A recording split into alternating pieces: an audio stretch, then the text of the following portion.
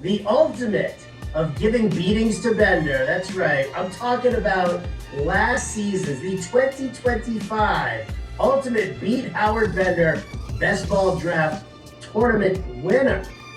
Joe Jacoby, 10 grand in his pocket for just making me look foolish. Being a Redskin fan in New York is like going to a Chinese restaurant to order pizza. Hey, this is Joe Jacoby, and this is the official launch of League Winners Fantasy Football. Why is it League Winners? Well, tell you a little bit about myself.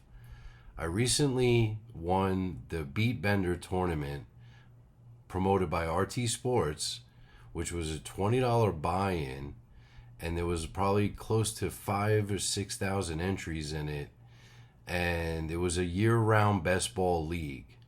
So I went out, I drafted a couple of teams, I used my knowledge, used my strategies, kind of did a lot of homework on what I was going to do, and I wound up winning $10,000. So I've done something in this fantasy community that probably a lot of people wish they can do, and that's be number one in a big pool of people. Now, am I a guru? Absolutely not. Did it take a little bit of luck to win it? Sure. But at the end of the day, to be recognized as a champion in a league that has a pool of people that have knowledge was pretty significant.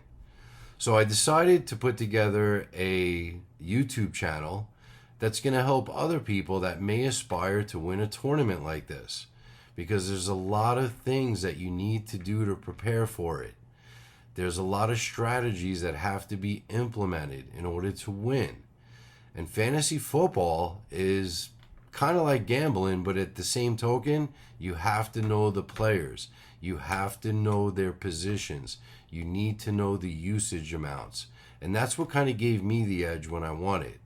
So I want to start out, being my first episode, is to stop drafting fantasy football like everyone else. The only way you're going to do well in fantasy football is if you go against the crowd mentality. You have to position yourself to be in a situation where if everyone's going left, you have to go right.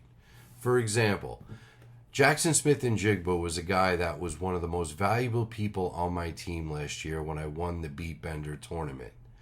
So, a lot of people weren't really hot on him. A lot of people just didn't feel that he was going to have a big year. I wound up having Puka Nacua. I wound up having Matt Stafford, who I got pretty late in that draft. So add in a couple of other ingredients like Dallas Goedert, guys like that had big years, and that's what separated me from everyone else. I was actually with Howard Bender, who's on Sirius XM Satellite, and he does the Fantasy Sports Show, and we did a live draft together, which I'll show a link to down in the bio. And he asked me to go on there with him and share my strategies on winning that. And at the end of the day, I mean, it came down to this. You as a user, I'm going to ask you something simple. How many times have you drafted a safe player and watched your league get won by someone else you ignored? Okay? This is the biggest challenge you're going to get. Leagues are won by people you ignored, not the people you paid attention to. Okay?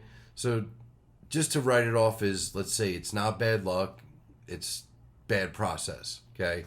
So let's talk about that. Most people don't play fantasy football, they play consensus rankings. Consensus rankings do not win leagues. I don't care if your guy is ranked 5th amongst all NFL players. If he breaks his kneecap, if he misses 2 or 3 games, and you're in a very competitive league, you're not going to win. Now, can you avoid injuries? Can you prepare for that? Especially in a best ball league, which is the league that I won, where you actually set all your picks in advance and just set it and forget it.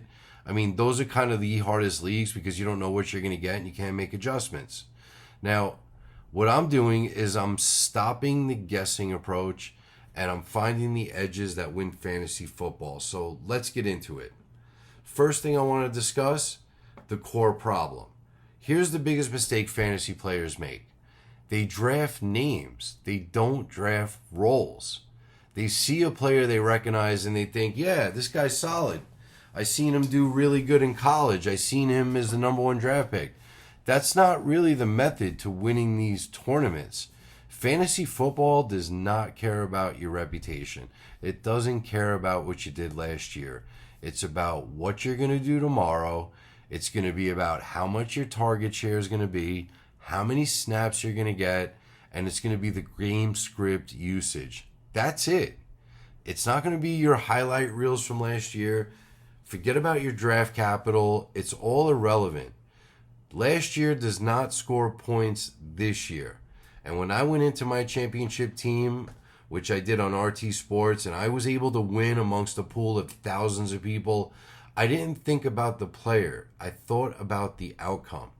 And the outcome was very clear. Because last year's points don't matter, opportunity does. And opportunity shifts every single week.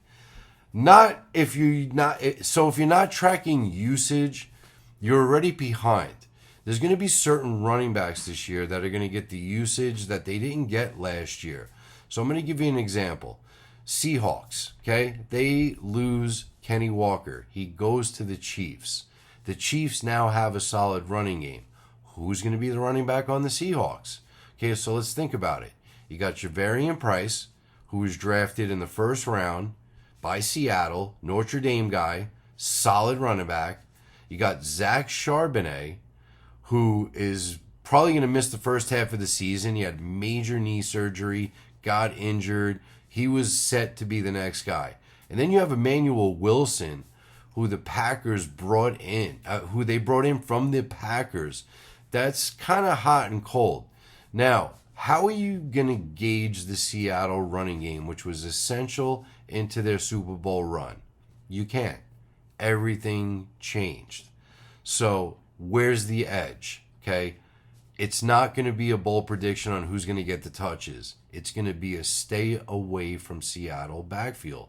Because rookie running backs very rarely make an impact. Guys that are journeymen like Emmanuel Wilson may fill some gaps up.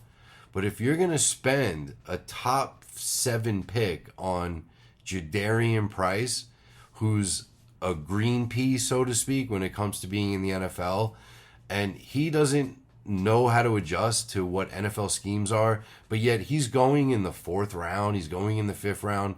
He reminds me of Marvin Harrison of last year, where because his father was a Hall of Fame player, everybody got behind Marvin Harrison. The guy was getting picked in the 2nd round, maybe the 3rd round, never proved anything in the NFL. And the best thing I did to win my tournaments was stay away from that guy. You cannot buy popularity to be a fantasy league winner. You have to create it, okay? That is the biggest lesson I'm going to teach you. And as the weeks go on and as I do segments on certain players, I'm going to tell you who to avoid. I'm going to tell you who to look a little closer at. I may actually bring you a guy that's no one's talking about that winds up becoming your league winner, because that's the difference in winning these leagues. You have to be able to know what nobody else does. And everybody seems to think they know everything. I'm going to say the less I know, the more I do the homework. The more I do the homework, the more I have feedback.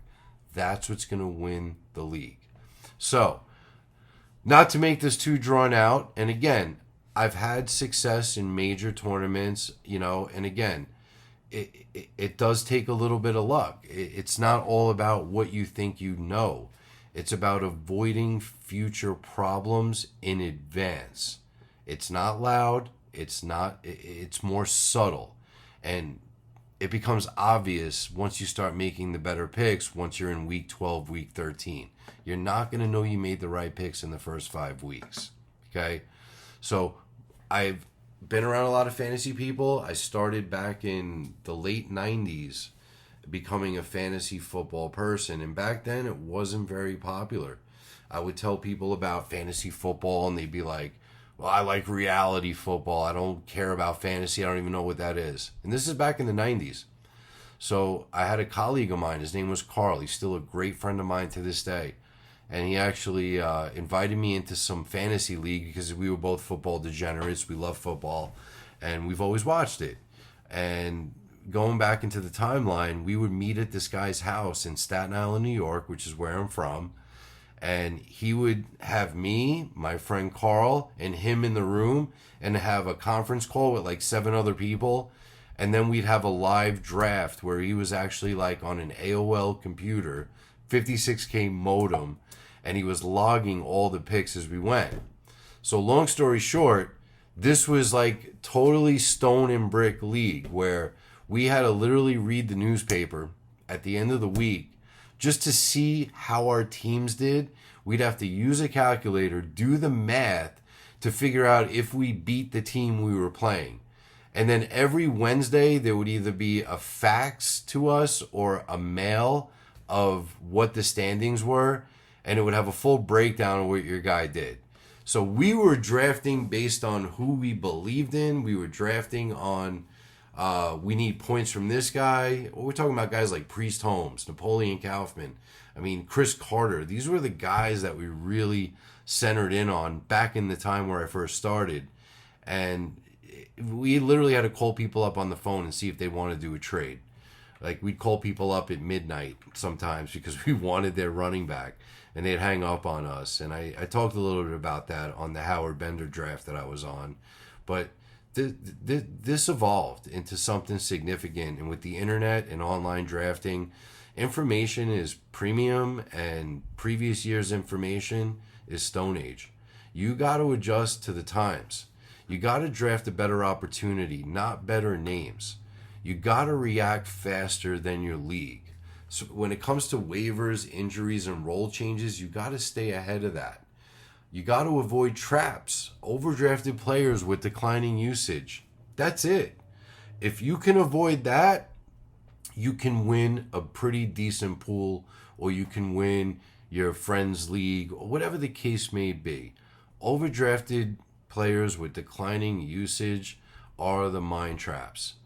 You need probably 3 to 5 correct edges per week. So what that really means is that you're going to build a championship team with 3 to 5 correct edges. Meaning you got the tight end that people passed on. You got the running back that people kind of let fall down in the rankings. You get that running back. You get that wide receiver that people kind of lukewarm on him, but he was still a 5 or 6 round pick. You took that guy. And then you got the quarterback that may have fell pretty deep. Like, for example, Kyler Murray. Kyler Murray could be the difference of a championship team or not winning anything, but now you're putting him on a team with guys like Justin Jefferson, Jordan Addison, and they picked up Juwan Jennings. Don't think for 1 second that Kyler Murray doesn't have something to prove. This guy's a gamer. He literally said how he needs time to play Call of Duty. Anybody that's a gamer that plays video games is in it to win it. That's the type of personality that I want as a quarterback. A guy that's going to go on, put the time in, and spend countless hours to master his craft. He had a bad experience in Arizona, but he showed flashes of greatness. Now you're going to give him Justin Jefferson. You're going to give him Jordan Addison. You're going to give him TJ Hawkinson, who, believe it or not, he's been injured a lot, and I know he hasn't been the same guy he was 3 years ago. But if he's motivated and he's healthy and he's got a guy that can get him the ball, that's a guy to look out for, because look how good Trey McBride did with Kyler Murray. Trey McBride is one of the best tight ends in the league. Guess what? He started with Kyler Murray. So this is a guy that's going to fall down to 10, 11, 12th round in your draft, and he can actually win it for you. Am I saying he's the best quarterback in the world? Absolutely not. But he can beat you with his legs, he can beat you with his arm, and he's a competitor. Make no mistake, Minnesota's a different team with that guy. So, getting back to what I was saying, you got to avoid the traps. Overdrafted players with declining usage are the biggest poison you're going to come across. So, the job is simple. Find find players with roles that are stable. Find the usage that's going up and avoid the noise. That's the system. Okay? It's not reinventing the wheel. It's making sure that you're going against crowd mentality in certain levels of your draft to ensure you're getting the guy that people passed up. You're value hunting. It's like you're in the store trying to get that $100 shirt for $20. That's what you're doing in fantasy football. And that's what's been successful for me. And again, you got to look at what your edge is. You have to know every week that you have a guy ready to go that has a great matchup, that's going against a team that has weaknesses and holes. And there's times where you may have to sit a guy that you probably prefer to start because the game script doesn't play to his advantages. So players on teams that are projected to play from behind or in high-paced environments are probably your best players. Because, like, let's take, for example, a team that has bad defense but has good offensive players. Last year, we saw Carolina. They had Tetairoa McMillan, who was one of the best rookie receivers that came out of the draft. They didn't stop many teams, but what they did was they got him the ball because they were playing from behind. Now, was Tetairoa a second-round, third-round pick? No, he was about a seventh-round pick. I had a couple of other leagues I was in, and I drafted him 7th round. But he would give you the same points as a guy like A.J. Brown last year on the Eagles, who obviously had a terrible beginning to the year. But A.J. Brown was drafted way above Tetairoa McMillan, and Tetairoa McMillan was the better player. So why did that all happen? Like, you got to think about this. Does Philadelphia have a better defense than Carolina? Absolutely. Does that mean that there's going to be less offensive plays if defense is going to slow down the other team? Probably. But those offensive plays will lack in the wide receiver department because teams will tend to run the ball when they have the lead. So who is the better player on the Eagles to have when they had a better defense? It was the running game. Saquon Barkley had a bad year because the year before they worked the hell out of him. He had more carries than he ever had the prior year. He literally hurdled the guy in the Jaguars. It was like the cover of the Madden. He had an unbelievable previous year. Then last year, they didn't use him as much. Okay? He was catching passes out the backfield, but he was a top 10 pick. So what happened? All the wear and tear from the previous year changed the whole game script of how the Eagles were using Saquon Barkley. And in most people's eyes, as far as fantasy goes, he had a disappointing year. So let's talk about him for a minute. Now he's coming into the Eagles with a whole new game plan. They got rid of A.J. Brown. They have a little bit more like open run game options that they can look at. But the guy just had rest. He didn't get work like he did the year before. That's a guy that might actually get more carries and more rushing because the year before they didn't use him as much. And he's going 13, 14, 15 overall. That guy could wind up being a top 3 pick. Because again, he came off a year where they used the hell out of him. Last year they didn't use him much. And this year he's going 14th, 15th pick overall. He's been as high as 20 overall in a few of the drafts I've been in. But that guy's a value play.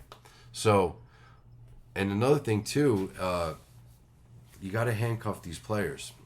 So you have people like Saquon Barkley that eventually are going to wear out. There's not that much tread on his tires, but this guy was a fantasy stud 2 years ago. Tank Bigsby is the backup running back on Philadelphia last I read. If you were to draft Saquon Barkley, you probably need to draft Tank Bigsby because if he gets hurt, who's going to be the handcuff? Handcuffs are a big part of leagues. Now, a lot of people don't want to waste their pick on a handcuff, and I totally understand that. But if you can get a Tank Bigsby and you're in a 20-round league and you can pull him in the 17th round and you drafted Saquon, you got to draft him. You have to draft him. Because, again, as much as Saquon can have a bounce-back year, kind of like what McCaffrey did last year with the Niners, if that guy gets hurt and he's had multiple knee surgeries, Tank Bigsby is going to be the guy. So hedge against these picks. Be the game script winner. Don't just try to be the fantasy winner. Because if you know the game script and you know the usage, the winning a fantasy comes naturally. But if you're just trying to win your fantasy and you're picking these big names out of nowhere because they're popular picks, well, popularity doesn't win. Creating popularity does. I'm living proof of it. Again, my name is Joe Jacoby, and I will be starting this channel up as of this show, and I'm going to be sharing with you the pitfalls, the upsides, the what to stay away from, the what to avoid. These are the things that you have to look at first before we isolate the players to identify. And then once we identify those players, we got to establish a game plan on how we want to implement them, how we want to protect those players, handcuffs, looking at stacks. If you're able to get a quarterback and 2 receivers on the same team, how could that benefit you? And then looking at schedules and drafting players. You got to look kind of deep into the schedule to see who you're picking. And I'm going to share that with you on my next show because I have a formula that actually helped me win the Beat Bender draft on RT Sports that I said on my pod when I was live drafting, but I want to elaborate more into that because actually Howard Bender on the next draft actually used that strategy and he missed kind of a couple of things and it worked against him, but we'll go into it. I mean, this is something that I want to develop on a weekly basis, and I'm going to give you like the tools of the trade. Is everything going to work out? Absolutely not. But there's a formula to success. Fantasy football isn't about being loud. It's about being early. These are the things you have to realize. If you want more weekly edges, start following this channel because from here on out, we're not just going to guess anymore. We're going to use our knowledge and apply that to a winning strategy that's going to win your fantasy football league. And it's a channel that you can actually tune into that you'll be proud that you listened. Again, Joe Jacoby, Fantasy League winners. I'm here to help you guys out. And I'll be putting up some more content as weeks go on. Right now we're in June. It's a little bit early in the fantasy season. But once we get to September, that'll kind of be the cutoff of drafts, and then we're going to do an analysis on all the recommendations and advice that I provide. So I appreciate you watching my video, and I'm honored to have the opportunity to share some of my winning strategies with you that have done very well for me, and I look forward to providing more information as weeks go on. Have yourself a great night, and thank you for listening.